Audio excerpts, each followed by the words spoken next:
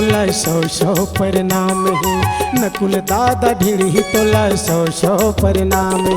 श्रद्धा सुमन अर्पित, श्रद्धा सुमन अर्पित, जेकर चरण महान है।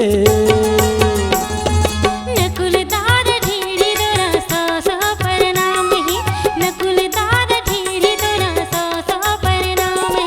श्रद्धा सुमन अर्पित, श्रद्धा सुमन अर्पित, जेकर चरण महान है।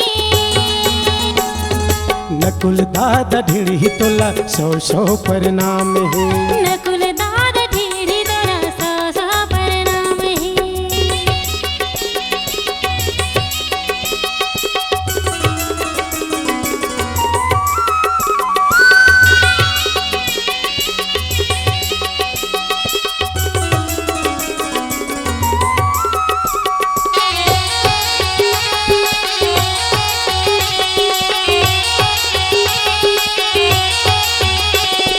बाबा साहब अम्बेडकर हाथोला बताए, छत्तीसगढ़ में संत रहीस गुरु घासी नामे। गुरु घासीदास के बारे में करे सोच, जन्म भूमि पाए जेकर गाँव है गिरान। बाबा साहब अम्बेडकर हाथोला बताए, छत्तीसगढ़ में संत रहीस गुरु घासी नामे। गुरु घासीदास के बारे में करे सोच, जन्म भूमि पाए जेकर गाँव है गिरान। कर प्रचार पहली, कर प्रचार पहली प्रथम तोरे योगदान है।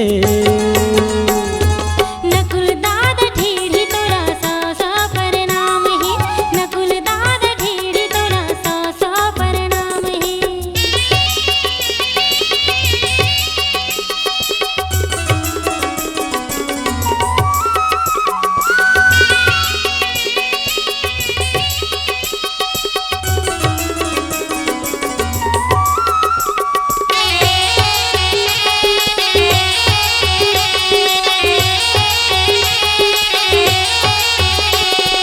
माता यमरौतीन जेकर पिताजी महंगुदास, 18 दिसंबर 1756 जन्म इतिहास। गुरु घासीदास के विजय खाम गढ़ाए, 1935 में पहली बार जयंती मनाए। माता यमरौतीन जेकर पिताजी महंगुदास, 18 दिसंबर 1756 जन्म इतिहास। गुरु घासीदास के विजय खाम गढ़ाए, 1935 में पहली बार जयंती मनाए।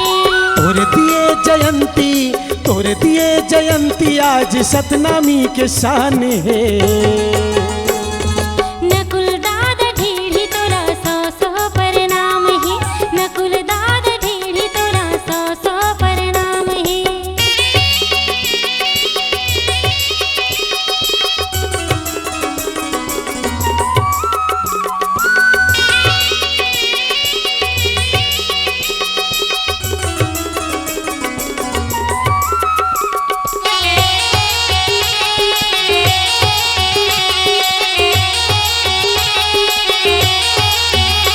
राजनीति गुरु अम्बेडकर तोर धर्म के गुरु घासी, नकुल ढीढ़ी नाम तोर ग्राम आरंगवासी।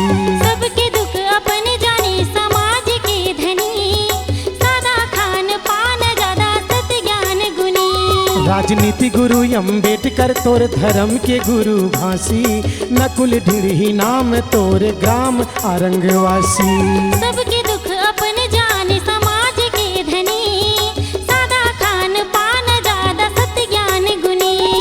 सादा जीवन उच्च विचार, सादा जीवन उच्च विचार, मृदु भाषी जुबान है।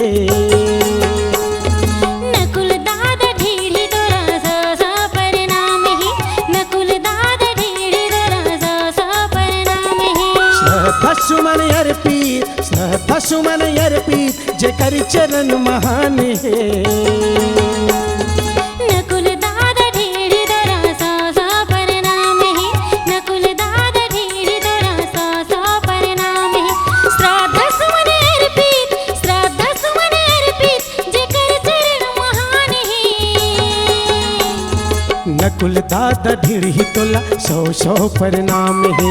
नकुल दादा ढीढ़ी तोला सौ सौ प्रणाम है। नकुल दादा ढीढ़ी तोला सौ सौ प्रणाम है। नकुल दादा ढीढ़ी तोरा सौ सौ प्रणाम है। नकुल दादा ढीढ़ी तोला सौ सौ प्रणाम है।